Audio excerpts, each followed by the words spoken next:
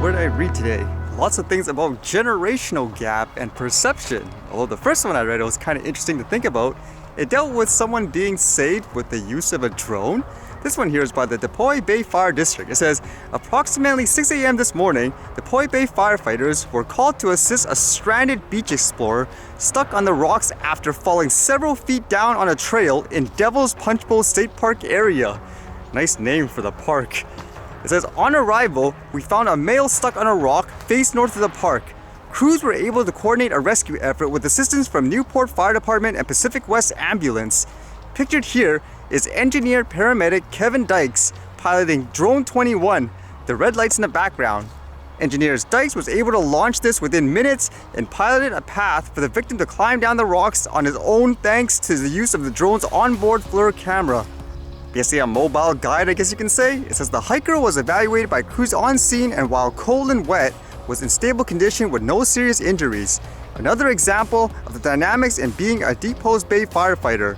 They never cease to amaze me and the public they serve. So that's a good story, using the tech in a good way. Imagine if they just said, ban them all, never use drones. Have helicopters that are so expensive, it'll probably take a while for it to get down there, whereas this, you pop it up there, virtually anyone can do it if you think about it. That was also the funny thing I was thinking about, because if you look at this picture closer, do you guys notice anything weird about this? You see here the person's all fully vested to show that he's part of the emergency crew work. And then that sign there, you can notice there in the background, it says drones prohibited. The irony.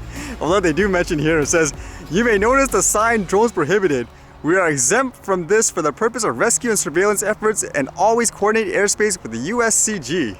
That makes me think again in terms of over-the-top regulations. Imagine in this case, it was a regular average individual with their prosumer drones, which many of these people actually use. It's the exact same thing.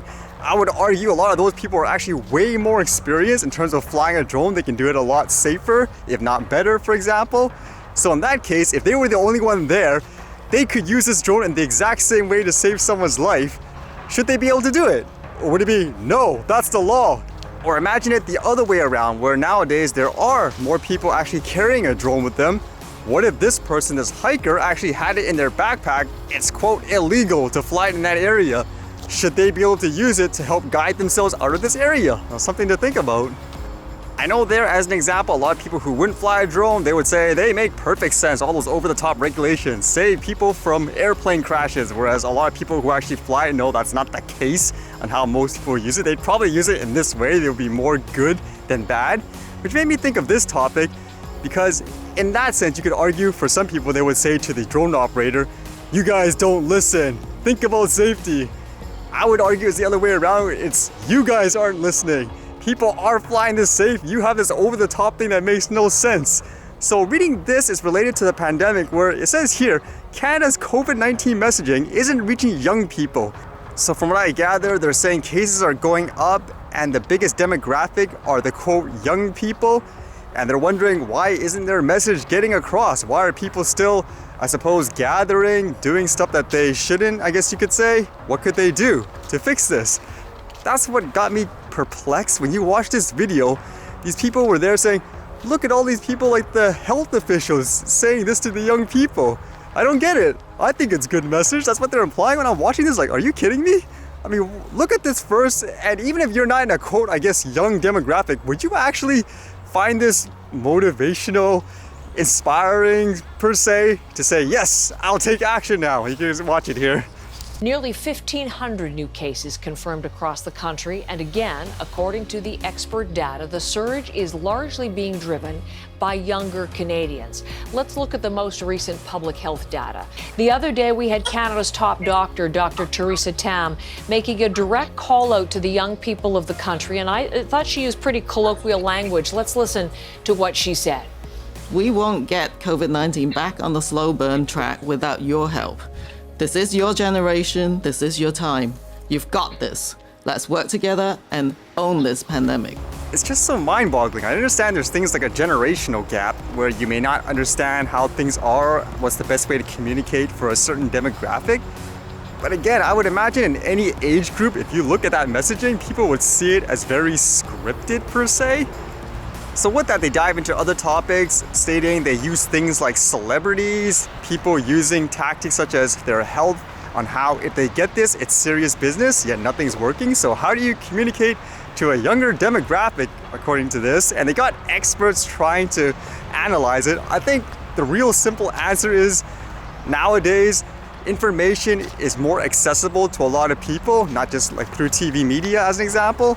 I personally think that's really old school and old style in terms of the way of thinking, in the sense of just get, for example, a celebrity to talk about this and then everyone will follow you. It's all about information, in my opinion. This isn't way back when most people's sources of information was things like the TV and radio only. Nowadays, even a quote kid could go online and search for something to try to find information, to analyze themselves and decide, does this make sense or does it not make sense? And I think that is an issue here.